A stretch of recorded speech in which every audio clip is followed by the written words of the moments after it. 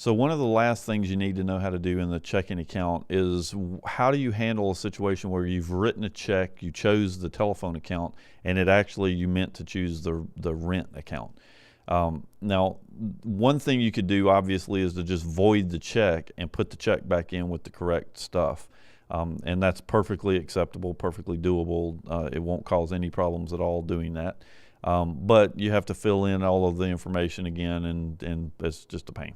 So one of the things that you can do here is I'm in the checkbook, and I have clicked to open up the details on this test 3 account.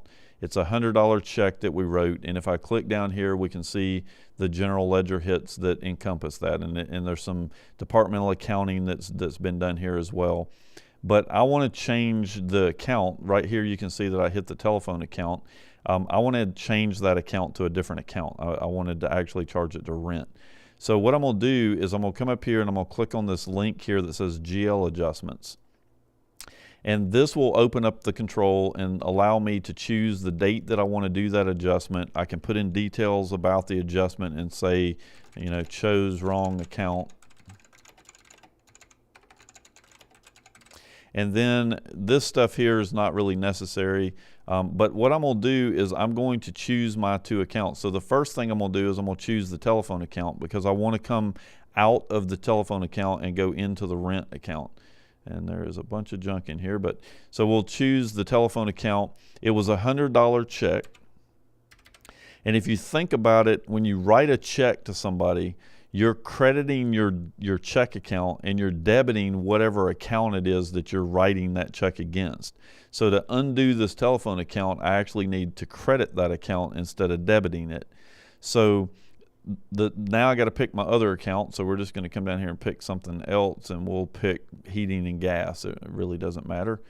And so I'm going to fill in the same $100, and this time I'm going to tell it to debit that account. So what I'm going to end up doing is taking away from that earlier entry for the telephone and putting in the entry for this.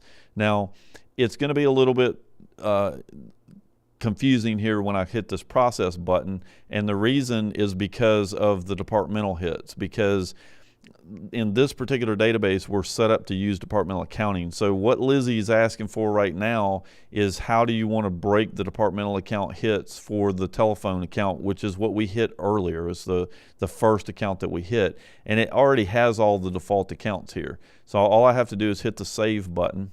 And then Lizzy will pop up and ask about this new account. How do I want to use it?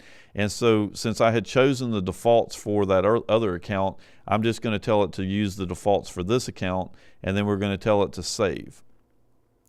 All right, so now if we come back to our check register, and I'm just going to close and reopen this GL control so we can see what happened. You can see we had our $100 checking account hit, and then we have this distribution of departmental hits for our telephone. Here's where we added the telephone back into the GL. We basically reversed the earlier hits. And then down here at the bottom is where we moved them into the heating and gas.